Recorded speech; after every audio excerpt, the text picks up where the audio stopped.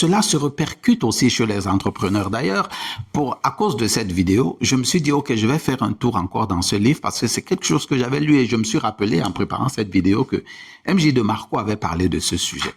Et à la page 476 et 477, écoutez ce qu'il dit. Et là, on s'adresse spécifiquement aux entrepreneurs qui, bien sûr, parce qu'ils ont été éduqués au multi-apprentissage, ils ont automatiquement embrayé avec le multitâche et cela se retrouve même dans leurs affaires.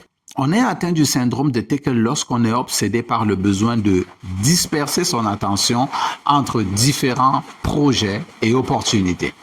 C'est aussi symptomatique du coureur de fric par opposition à celui qui cherche à répondre à un besoin.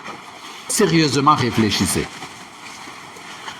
Les gens les plus riches du monde se sont enrichis en se concentrant sur une activité principale. Pour être au sommet de son art, dans la vie comme dans les affaires, il faut se concentrer sur une chose et une chose seulement. Bien sûr, se concentrer sur une chose et une chose seulement a son avantage.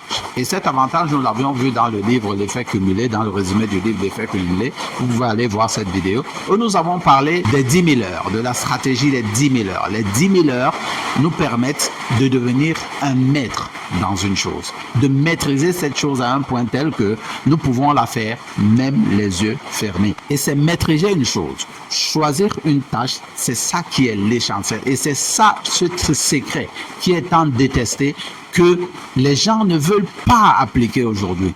Se concentrer sur une seule chose parce que ça mène à la maîtrise et c'est ça qui donne les résultats.